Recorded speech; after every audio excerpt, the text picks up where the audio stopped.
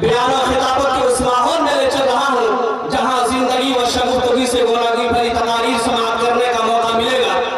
چونکہ علماء کرام کی لمبی فہرست ہے، اسی لیے بلا کسی تاخیر کے آپ حضرات کے سامنے فاضل نوجوان مقرر شعرا بیان حضرت علامہ و مولانا جناب محمد افروز صاحب ندوی امام مسجد خیر النساء شمشیر نگر دھنباد سے بڑے ہی ادب و احترام کے ساتھ گزارش کروں گا کہ ساتھی شراب جام و سبو مطلب و بہار سب آ گئے، بس آپ کے آنے کی دیر ہے۔ الحمدللہ رب العالمین والصلاة والسلام على سید المرسلین وعلى آلہ وصحبہ اجمعین۔ اما بعد فاعوذ باللہ من الشیطان الرجیم، بسم اللہ الرحمن الرحیم۔ واتقوا فتنة لا تصيبن الذين ظلموا منكم خاصة واعلموا أن الله شديد العقاب۔ صدق اللہ العظیم۔ صدر محترم، اسٹیج پر جلوہ افروز معزز علماء کرام، بزرگان محترم اور برادران عزیز، پردہ نشین ماں اور بہنوں، ابھی نقیب جلسہ نے میرا نام پکارا اور مجھے ایسا لباس پہنا دیا جو کسی صورت میں بھی میں اس کا اہل نہیں ہوں۔ وہ ایسا معلوم ہوتا ہے کہ نقیب جلسہ بہت زیادہ میرے سلسلے میں خوش فہمی میں مبتلا ہو گئے اور فاضل نوجوان حضرت علامہ مولانا کا خطاب سے مجھے نوازا۔ حالانکہ علامہ کا لفظ اتنا بھاری بھرکم لفظ ہے کہ یقین جانے کہ اس اتنے بڑے ہندوستان میں 4 سے 5 لوگ ایسے ہیں جنہیں علامہ کا لقب دیا جائے۔ سارے علماء ہمارے نزدیک قابل احترام، باصلاحیت، علم و فن کے فنکار ہیں وہ، لیکن علامہ کا لفظ ایسا ہے کہ وہ لفظ صرف چند ہی لوگوں کے لیے خاص ہے۔ جیسے علم حدیث کے معاملے میں شیخ یونس رحمہ اللہ کا نام آتا ہے، فن تفسیر میں مولانا خلیل الرحمن سجاد نعمانی کا نام آتا ہے، علم عربی ادب میں شیخ واضح رشید ندوی کا نام آتا ہے، علم فقہ میں مولانا خالد سیف اللہ رحمانی کا نام آتا ہے۔ انہیں علامہ کہا جائے، یہ علامہ کے لائق ہے۔ میں تو کسی صورت میں بھی اس طرح نہیں من تواضع للہ رفعہ۔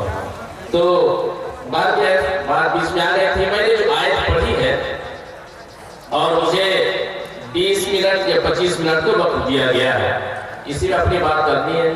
میں نے جو آیت پڑھی ہے وَاتَّقُوا فِتْنَةً لَا تُصِيبَنَّ الَّذِينَ ظَلَمُوا مِنْكُمْ خَاصَّةً وَاعْلَمُوا أَنَّ اللَّهَ شَدِيدُ الْعِقَابِ۔ اس آیت کو امام بخاری رحمہ اللہ نے کتاب الفتن جو شروع کی ہے اسی آیت سے باب باندھا ہے، باب الفتن کا۔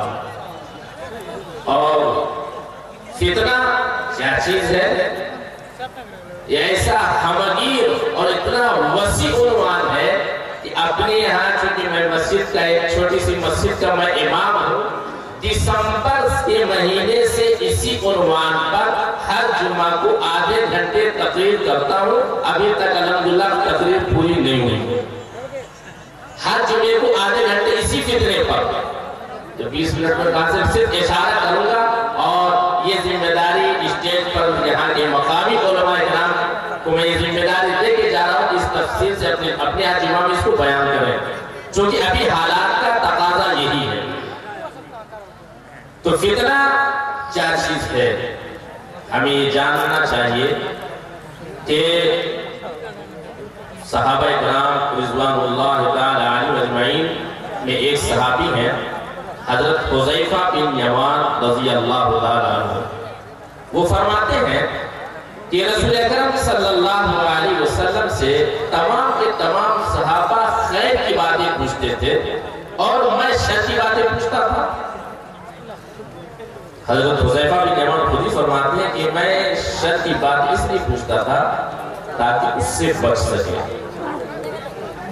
حضرت حذیفہ بن یمان رضی اللہ تعالی عنہ ایسے صحابی ہیں جن کو رازدار رسول کہا جاتا ہے، یعنی حضرت حذیفہ بن یمان کے پاس رسول اکرم صلی اللہ علیہ وسلم نے مدینے میں جتنے منافقین تھے ان تمام کی فہرست حضرت حذیفہ بن یمان کے پاس ہے۔ حضرت حذیفہ بن یمان رضی اللہ تعالیٰ عنہ سے حضرت عمر رضی اللہ تعالیٰ عنہ نے پوچھا کہ حذیفہ یہ بتاؤ کہ رسول اکرم صلی اللہ علیہ وسلم نے جو تمہیں منافقین کی فہرست دی ہے کیا اس میں میرا بھی نام ہے؟ تو اچانک حضرت حذیفہ کی زبان سے نکل گیا نہیں۔ پھر حضرت حذیفہ کو خیال آیا کہ مجھے تو منع کیا گیا تھا، میں کیسے نہیں کہہ دیا کہ کسی کو نہیں بتا تھا۔ تو پھر حضرت حذیفہ نے کہا کہ امیر المؤمنین آپ ایسی بات پوچھتے ہیں کیوں؟ تو حضرت حذیفہ کے ایک شاگرد ہیں حضرت مسروق رحمت اللہ علیہ، انہوں نے حضرت حذیفہ سے پوچھا کہ اچھا یہ بتائیے کہ وہ فتنہ جو ابھی بند ہے یا کھلا ہے؟ دروازہ کھل گیا اس کا؟ کہا کہ دروازہ بند ہے۔ اور حضرت مسروق نے پوچھا دروازہ ہے کون؟ تو حضرت مسروق نے حضرت حذیفہ نے فرمایا کہ عمر ہے، عمر۔ حضرت مسروق نے پھر پوچھا اچھا یہ بتائیے کہ حضرت عمر فتنے کے دروازے نے فتنے کو روکے ہوئے ہیں، جب حضرت عمر جب فتنے کو روکے ہوئے تو یہ دروازہ کھولا جائے گا یا توڑا جائے گا؟ حضرت حذیفہ بن یمان نے کہا کہ دروازہ توڑا جائے گا۔ جب دروازہ بند ہوتا ہے تو کھلنے کی امید ہوتی ہے، اور جب دروازہ کھلتا ہے تو بند ہونے کی امید ہوتی ہے، لیکن جب دروازہ توڑ دیا جاتا ہے تو پھر بند ہونے کی امید نہیں ہوتی۔ تو حضرت حذیفہ کا اشارہ اس طرح تھا کہ حضرت عمر کو شہید کیا جائے گا، دروازہ توڑا جائے گا، کہ مطلب یہ تھا کہ حضرت عمر کو شہید کیا جائے گا۔ اور حضرت عمر کی شہادت کے بعد جو فتنہ جو پھیلے گا اور جو فتنہ جو نکلے گا قیامت کی صبح تک بند نہیں ہوگا۔ تو رسول اکرم صلی اللہ علیہ وسلم ایک موقع پر فجر کی نماز کے بعد آپ منبر پر کھڑے ہوئے اور آپ نے خطبہ دینا شروع کیا۔ خطبہ دیتے رہے یہاں تک کہ ظہر کا وقت ہو گیا۔ حضرت بلال نے اذان دے دی، آپ صلی اللہ علیہ وسلم منبر سے اترے، آپ نے ظہر کی نماز پڑھائی، نماز پڑھانے کے بعد آپ پھر منبر پر کھڑے ہو گئے اور پھر آپ نے خطبہ دینا شروع کیا۔ خطبہ دیتے رہے یہاں تک کہ عصر کی اذان ہو گئی۔ آپ منبر سے نیچے اترے، عصر کی نماز آپ نے پڑھائی، عصر کی نماز پڑھانے کے بعد آپ پھر منبر پر کھڑے ہوئے اور مغرب تک آپ نے خطبہ دیا۔ مغرب کی جب اذان ہو گئی تب آپ نیچے اترے اور آپ نے مغرب کی نماز پڑھائی۔ فجر کی نماز سے لے کر مغرب تک آپ نے خطبہ دیا۔ اس خطبے میں آپ نے کیا فرمایا؟ اس خطبے میں آپ نے قیامت تک کے جو آنے والا فتنہ تھا، ایک ایک فتنے کا نام، اس کے بانی کا نام، اس کے باپ کا نام، اس کے قبیلے کا نام، اس کے خاندان کا نام، کب پیدا ہوگا، کہاں پیدا ہوگا، کس وقت پیدا ہوگا، اللہ کے رسول صلی اللہ علیہ وسلم نے ایک ایک کر کے سب کو بیان فرمایا۔ صحابہ فرماتے ہیں کہ آپ صلی اللہ علیہ وسلم اس فتنے کے بارے میں ایسے بتا رہے تھے جیسے آپ کے سامنے کتاب کھلی ہے اور کتاب کو دیکھ کر آپ پڑھ کر بتا رہے ہیں۔ صحابہ فرماتے ہیں کہ آپ صلی اللہ علیہ وسلم کی وفات کے بعد جب کوئی فتنہ ہوتا تھا اس فتنے کو دیکھ کر ہم اس طرح پہچان لیتے تھے جیسا کہ کوئی اپنے دور دراز سے کوئی رشتہ دار جب آ جاتا ہے تو اس کو دیکھ کر پہچان لیتے ہیں، اسی طرح سے جب کوئی فتنہ جب کھڑا ہوتا تھا ہم اس فتنے کو دیکھ کر پہچان لیتے تھے۔ لیکن بعض فتنے ایسے تھے کہ من نسیہ من حافظہ کہ جیسے یاد رہا سو یاد رہا، جو بھول گیا سو بھول گیا۔ ایک ایک فتنے کا تذکرہ کیا۔ علامہ جلال الدین سیوطی نے اپنی کتاب میں رسول اکرم صلی اللہ علیہ وسلم ایک موقع پر 72 نشانیاں قیامت کی علامات بتلائیں ہیں۔ 72 آپ نے 72 نشانیاں گنائیں کہ قیامت کے آنے سے پہلے پہلے چھوٹی چھوٹی نشانیاں جن کا ظہور ہوگا، اور آج وہ 72 کی 72 نشانیاں بالکل ظاہر ہو چکی ہے، اور پوری امت اس 72 فتنے کی شکار ہو چکی ہے۔ پہلا فتنہ کیا؟ آپ صلی اللہ علیہ وسلم نے فرمایا لوگ نمازیں نہیں پڑھیں گے، نمازیں غارت کر دیں گے۔ نمازیں چھوڑتے نہیں چھوڑتے، بمشکل 2% لوگ نمازی ہیں، نمازیں غارت کر دیں گے۔ صحابہ کو تعجب ہو جاتا تھا، یا رسول اللہ نمازیں چھوڑ دیں گے؟ آپ نے فرمایا ہاں نمازیں چھوڑ دیں گے، جبکہ نماز من ترک الصلاۃ متعمدا فقد کفر، آپ نے فرمایا نمازیں چھوڑ دیں گے۔ اور آپ نے فرمایا کہ شرابیں پی جانے لگیں گی، شرابیں عام ہو جائیں گی۔ شرابیں عام ہوگا کہ نہیں ہوگی؟ ابھی مولانا شہبالدین سے بتا دیا شرابیں عام ہو گئی یہاں، نوجوان اس کی بالکل شکار ہو چکے ہیں، شرابیں عام ہو گئی، جھوٹ بولا جانے لگا، جھوٹی گواہی دی جانے لگی۔ اب چونکہ وقت نہیں جو 72 نشانیاں میں گراؤں، اور ایسے ایسے چھوٹے چھوٹے فتنے جن کی امت شکار ہو گئی۔ ادھر بھی تقریر ہو رہی ہے تو بھئی یہ ادھر دیکھ لو، تمہارے سلسلے میں بات ہو جائے گی۔ رسول اکرم صلی اللہ علیہ وسلم نے 72 نشانی گرے، ایک نشانی اس میں یہ بھی ہے کہ ایک زمانہ آئے گا کہ لوگ اپنے بال ایسے کٹوائیں گے جیسے بختی اونٹ۔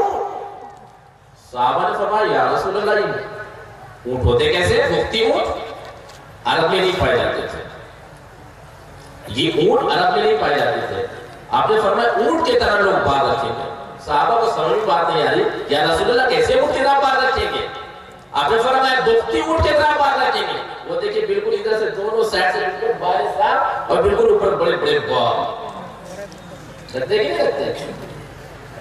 اور دیکھیں اسمارٹ کہتے ہیں لگتے ہیں، دیکھو آپ جب گھر سے جب دیکھیں تو 75 مرتبہ آئینے کے سامنے کھڑے ہوئے ہم اسمارٹ لگ رہے ہیں، ہم خوبصورت لگ رہے ہیں نہیں لگ رہے، لڑکیاں ہمیں دیکھ رہی ہیں نہیں دیکھ رہی۔ سن لو ایسے بال رکھنے والے رسول اکرم صلی اللہ علیہ وسلم نے فرمایا ہے کہ جو ایسے بال رکھے گا جنت میں کبھی داخل نہیں ہوگا۔ کون رکھتا ہے؟ شکار ہو گئے۔ آج صحابہ کی سمجھ میں نہیں آ رہا تھا، رسول اکرم صلی اللہ علیہ وسلم نے 1450 سال پہلے بتا دیا تھا ایسے بال رکھیں گے۔ اور لباس بھی دیکھ لیجئے، ابھی جو لباس جو لڑکے بھی جو لباس پہن رہے، چونکہ لڑکے کے بات آگے تو نہیں، یہ بھی سمجھ لیجئے لڑکے آج کل پینٹ پہنتے بالکل کمر سے نیچے، کمر کی جو ہڈی ہے وہیں پر پیر آ کر رک جاتی ہے، وہ پینٹ پہنتے ہیں۔ یہ پینٹ آئی کہاں سے معلوم ہے؟ یہ پینٹ جو پہن رہے کہاں سے آئے، کس کی دین ہے معلوم ہے؟ ایک چیز سمجھ لیجئے، جو قرآن مجید کے اندر سب سے زیادہ تذکرہ کس کا معلوم؟ کس قوم کا؟ جس قوم کا سب سے زیادہ تذکرہ قرآن مجید میں؟ قوم عاد ہے، قوم سمود ہے، قوم تبع ہے، قوم شعیب ہے، قوم صالح ہے، قوم عاد ہے، بہت ساری قومیں، بنی اسرائیل ہے، لیکن سب سے زیادہ جو قرآن مجید کے اندر تذکرہ ہے بنی اسرائیل کا۔ کیوں؟ بنی اسرائیل کا تذکرہ قرآن مجید میں سب سے زیادہ کیوں؟ اور بھی تو قومیں ہیں نا، یاد رکھیے کہ بنی اسرائیل کا تذکرہ سب سے زیادہ ہے۔ کیوں؟ اس لیے کہ رسول اکرم صلی اللہ علیہ وسلم کے بعد اب قیامت تک نبی آنے والے نہیں ہیں، اور میری امت کو اب جو واسطہ پڑنے والا ہے، مقابلہ جو ہے وہ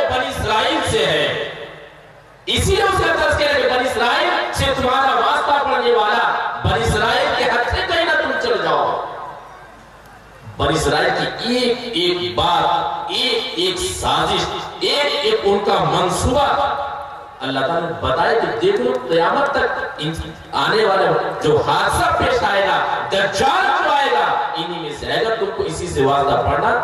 اور آج یہودی بنی اسرائیل پوری انسانیت کو اپنے قبضے میں کر لیا، پوری انسانیت نہیں، پوری دنیا کو اپنی مٹھی میں کر لیا۔ 5 چیزیں ایسی ہیں جن پر مکمل طور پر ان کا قبضہ، مکمل طور پر۔ کیا ہوا؟ سب سے پہلا اکنامکس، سمجھتے ہیں نا؟ اکنامکس سمجھتے ہیں نا؟ معیشت، پیسہ، روپیہ پیسہ جس سے جو کاروبار، تجارت، بزنس پورا کا پورا مکمل طور پر ان کے قبضے میں۔ ایجوکیشن، تعلیم مکمل ان کے قبضے میں۔ میڈیکل مکمل ان کے قبضے میں۔ سیاست مکمل ان کے قبضے میں، اور میڈیا مکمل ان کے قبضے میں۔ اور یہ تو 5 چیزیں ہیں ہی، اور ہم اپنی پوری سوچ، پوری فکر ان کے حوالے کر چکے، ہم ان کے غلام ہو گئے۔ کہ اب اس بات کو ماننے کے لیے تیار ہیں کہ پوری دنیا کے ایک ایک فرد کی پوری رپورٹ بنی اسرائیل کے پاس موجود ہے، معلوم ہے؟ ایک ایک فرد کی پوری رپورٹ بنی اسرائیل کے پاس موجود ہے کہ کون شخص کیا چاہتا ہے، اس کی خواہش کیسی ہے، اس کی سوچ کیسی ہے، وہ کیا سوچتا ہے، اس کی فکر کیسی ہے، وہ کیسا کلچر چاہتا ہے۔ جیسا آپ چاہتے ہیں اسی کے مطابق وہاں سے غذا ملتی ہے۔ معلوم ہے؟ آپ کہیں گے میری رپورٹ کہاں سے آ گئی؟ آدھار کارڈ ہے نا؟ آدھار کارڈ ہے نا ہم لوگ کے پاس میں؟ بولیے نا۔ یہ آدھار کارڈ جو بنایا ٹھیک ہے، بہت اچھی چیز ہے، لیکن اب یہ آدھار کارڈ جو بنا، اس کا پورا بایو ڈاٹا ہماری حکومت ہند کے پاس ہونی چاہیے۔ ہم جس ملک کے واسی ہیں اس ملک کے پاس یہ خزانہ رہنا چاہیے نا۔ ہندوستان کے جتنے لوگ ہیں، 1.25 ارب کے لوگ ہیں، سب کا پورا بایو ڈاٹا آدھار کارڈ کا حکومت ہند کے پاس ہونا چاہیے، پاکستان کا اس کے پاس ہونا چاہیے، بنگلہ دیش اس کے پاس ہونا چاہیے، امریکہ کا اس کے پاس ہونا چاہیے، نہیں، بلکہ پوری دنیا کے تمام انسانوں کے آدھار کارڈ کا نمبر اور فنگر پرنٹ سب کا سب بیلجیم میں جمع ہے۔ کہاں ہے؟ معلوم ہے؟ کیا سوچ رہے ہیں؟ ایک ایک رپورٹ آپ کی پہنچتی ہو، آپ کیا چاہتے ہیں؟ تو یہودیوں نے پوری انسانیت کو اپنے قبضے میں کر لیا۔ بات چلی تھی پینٹ سے، تو یہودی دیکھتے کہ اس امت کو، چونکہ امت خیر امت ہے، قرآن میں کنتم خیر امت اخرجت للناس کا، تمام یعنی امت میں سب سے بہتر امت کہا ہے۔ اور اس کے بعد کیا کہا؟ یہودیوں نے دیکھا کہ اس امت کو بہتر کہا، اور وہ اپنے آپ بولے ابناء اللہ، ہم اللہ کے بیٹے، نعوذ باللہ کہتے ہیں۔ اور ان کا یہ دعویٰ ہے کہ پورے تمام انسانوں پر ہماری حکمرانی ہوگی، تمام انسانوں کو ہم غلام بنائیں گے، اور مسلمانوں کو کیسے برباد کرنا، قرآن ہم سے زیادہ وہ پڑھتے، غور و فکر تدبر قرآن پر وہ کرتے۔ ابھی جو میں نے کتاب الفتن کی جو حدیثیں پڑھی، کتاب الفتن کو جو تذکرہ کیا، یقین جانی کہ کتاب الفتن میں جہاں جہاں ہے، بخاری، مسلم، ترمذی، ابو داؤد، نسائی، ابن ماجہ، مصنف ابن ابی شیبہ، مصنف عبد الرزاق، مسند دیلمی، مسند الفردوس، مسند امام احمد، سنن دارمی، سنن دارقطنی، حدیث کی جتنی کتابیں ہیں، اور جہاں جہاں اس فتنے سے متعلق حدیثیں ہیں، سب کی سب حدیثیں وہ ہم سے زیادہ پڑھتے، غور و فکر کرتے کہ کہاں نبی کریم صلی اللہ علیہ وسلم نے اپنی امت کی رہنمائی کی۔ قرآن مجید کے اندر جن جن قوموں کا تذکرہ آیا، عذاب کا تذکرہ آیا، قوم عاد پر اللہ کا عذاب آیا، قوم شعیب پر اللہ کا عذاب آیا، قوم لوط پر اللہ کا عذاب آیا، جتنی قوموں پر اللہ کا عذاب آیا، بنی اسرائیل نے کیا کیا؟ ان عذاب شعیب پر اللہ کا عذاب آیا تو کیوں آیا؟ قوم لوط پر اللہ کا عذاب آیا تو کیوں آیا؟ قوم عاد پر اللہ کا عذاب آیا تو کیوں آیا؟ اب اس کی اسباب کو نکالا، اس کے اسباب کو نکالنے کے بعد اس کو مڈلائز کر کے، اس کو خوبصورت بنا کر، اس کو آراستہ کر کے اس امت مسلمہ کے سامنے پیش کیا. دیکھ لو میں کتنی اچھی چیز تمہارے سامنے پیش کر رہا ہوں، قبول کر لو. جس پر اللہ کا عذاب آیا، بے حیائی پر، قوم لوط پر بے حیائی کی وجہ سے اللہ کا عذاب آیا، اس بے حیائی کو خوبصورت بنا کر، ماڈرن بنا کر اس امت کے حوالے سے آپ قبول کر لو. ہم نے قبول کر لیا. قوم شعیب پر ناکتون کی کمی کی وجہ سے اللہ کا عذاب آیا، اس نے کیسے گرفتار کیا؟ ایسی ایسی علوم، ایسے فن کا ایجاد کیا. کیا میرا بیٹا کیا کر رہا؟ MBA کر رہا، چارٹر اکاؤنٹنٹ بن رہا. بتا کہ نہیں؟ اس کا لنک ہے کہاں سے؟ اسی بنی اسرائیل سے، وہی سے ایجاد. قوم عاد پر اللہ کا عذاب آیا کہ بڑی بڑی بلڈنگیں بنائی انہوں نے، ایسی بلڈنگیں بنائی. جا کر مدین میں اور جا کر دیکھ لیجئے، ایک قوم عاد کی عمر 1500 سال ہوتی تھی. اور آج ہمارے باپ گھر بناتا ہے تو بیٹا بھی دیکھتا ہے، پوتا بھی گھر دیکھتا ہے، 3 پشتے گھر دیکھتے، لیکن وہ صرف اپنے لیے ایک 3 مرتبہ گھر بناتے تھی. وہ قوم چونکہ عمر 1500 سال، ایک گھر بنایا 500 سال اس میں رہے، اب ٹوٹنے لگا، پھوٹنے لگا. دوسرا مکان بنایا، اس میں 500 سال رہے، 1000 سال. پھر ایک مکان بنایا، اس میں 500 سال رہے. تو گھر اینٹ اور بال کو گھر نہیں بنا دو، اتنے لمبے ہوتے تھے کہ تار کا درس جس طرح سے لمبا ہوتا ہے اس طرح سے وہ قومیں لمبی ہوا کرتی تھی. 500 سال میں وہ قوم بالغ ہوتی تھی. اور اگر کوئی بڑا چٹان اس قوم کو مار دیا جاتا تو کہتے ہیں ایک پتھر مار دیا ہلکا سرا کے، بس اتنی طاقتور قوم. اور جب عمارتیں بناتی تھی اللہ نے پہاڑ کو ان کے لیے موم بنا دیا. اس پہاڑ میں ادھر خوبصورت محل تلاش کر اس میں رہتے تھے. وہ گھر بنایا، گھمنڈ تکبر آ گئے. گھمنڈ تکبر جب پیدا ہو گیا، بڑی بڑی بلڈنگ انہوں نے مسلمانوں کے اندر بھی داخل کر دیا. اللہ کے رسول صلی اللہ علیہ وسلم نے فرمایا کہ ایک زمان ایسا آئے گا کہ نچلے طبقے کے لوگ، بالکل رذیل قسم کے لوگ، بکریاں چرانے والے اونچی اونچی بلڈنگیں بنائیں گے اور آپس میں مقابلہ کریں گے جس کی بلڈنگ زیادہ اچھی ہے. ہو رہا دبئی میں خلیفہ برج بنایا، اب مقابلے میں جدے میں اس سے اونچی عمارت بن رہی. نقیب جلسہ نے مجھ سے کہا تھا 20 منٹ ہو چکے ہیں، میں معذرت چاہوں گا.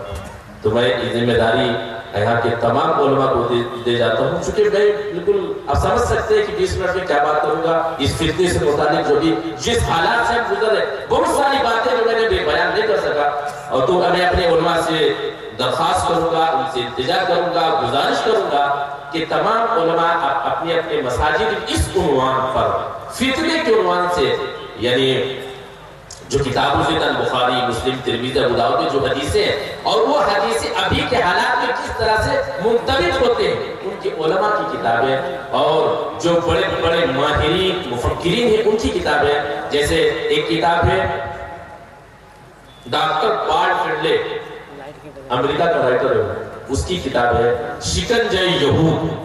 یہود کی سوچ، ان کی سازش نہیں تھی، کس طرح سے وہ سوچتے ہیں. ہمارے یہاں سوچنے کا مزاج یہ ہے کہ ہم نے کوئی کچھ سوچا بس فوراً ہو جائے، لیکن یہودیوں کے ساتھ ان کی سوچ ایسی ہے کہ جب کسی چیز کے بارے میں سوچتے ہیں تو اس کا نتیجہ 50 سال کے بعد مانتے ہیں، 50 سال کے بعد اس کا نتیجہ مانتے ہیں. ایک کتاب ہے شکنجہ یہود، پال فنڈلے کے رائٹر اس کا. یہ کتاب غائب کر دیا تھا یہودیوں نے، لیکن بڑی مشکل سے پھر مارکیٹ میں آ گئی. پال فنڈلے نام شکنجہ یہود. ایک کتاب ہے عالمی یہودی سازش. ایک کتاب ہے برموڈا ٹرینگل. جو لوگ جانتے ہوں کہ برموڈا ٹرینگل جانتے ہیں نا، تکون آپ نے کبھی سنا ہوگا کہ فلاں جگہ جہاز غائب ہو گیا. یہ ایک الگ تفصیل ہے، کبھی موقع ملے تو بتا دوں گا. تو ایک ہے برموڈا ٹرینگل. دجال کون، کب اور کہاں، مفتی ابو لبابہ شاہ منصور کی کتاب ہے، اس کا مطالعہ کیجئے۔ تیسری عالمی جنگ، اس کا مطالعہ کیجئے۔ ادیان عالم اور مذاہب عالم، اس کا مطالعہ کیجئے۔ یہ ساری کتابیں جو عام طور پر دستیابیں ملتی ہیں بازار میں، مارکیٹ میں، کتب خانے میں، اس کتاب کو منگا لیجئے، پڑھ لیجئے، اور مجھ سے جہاں تک ہو سکتا ہے میں رہنمائی کر دوں گا۔ اور ایک کتاب اور ہے، آپ لوگوں نے نام سنا، علامہ سید بزنجی رحمۃ اللہ علیہ، نام سنا؟ علماء جانتے ہیں، یہ اتنے بڑے عالم تھے کہ جب علماء دیوبند پر جب کفر کا جب فتویٰ جب لگا تھا، علماء دیوبند پر کفر کا فتویٰ جب لینے کے لیے صاحب بہادر جب گئے تھے تو فتویٰ لے لیا تھا، تو علامہ سید بزنجی رحمۃ اللہ علیہ نے فتویٰ دے دیا تھا، اور اس کے فتویٰ دینے کے بعد دستخط کر دیا، تو علامہ سید بزنجی سے صاحب بہادر کی کسی معاملے میں بھگجک ہو گئی، تو علامہ بزنجی رحمۃ اللہ نے فرمایا کہ تم فراڈ معلوم ہوتا، میرا فتویٰ واپس لاؤ، ہم نہیں دیں گے فتویٰ، تو فراڈی معلوم ہوتا ہے۔ کہا کہ ٹھیک ہے، ہم آپ کا فتویٰ لا کر واپس کر دیتے، صبح میں یہ بھی واضح کر کے بھاگ گئے۔ تو علامہ سید بزنجی کی کتاب ہے حضرت مہدی کے نام سے، ان کی کتاب عربی میں ہے، اس کو بھی اگر مل جائے تو اس کو بھی مطالعہ کر لیجیے۔ پھر اگر جہاں تک مجھ سے تعلق ہوگا اور میری ضرورت محسوس کریں گے تو پھر میں اور کتابوں کو بھی رہنمائی انشاءاللہ کروں گا۔ اتنی ہی باتوں پر اللہ ہم سب کو عمل کی توفیق دے۔ وآخر دعوانا ان الحمد للہ رب العالمین۔ جزاک اللہ خیر کثیرا۔ روزہ، قربانی و حج یہ سب باقی ہے، تو باقی نہیں ہے۔ حضرات بہت ہی اچھے انداز میں ابھی آپ حضرت والا کی تقریر سماعت فرما رہے تھے۔ نہیں معلوم حد منزل عرفاں کہاں تک ہے، پتہ ہر شخص دیتا ہے پہنچ جس کی جہاں تک ہے۔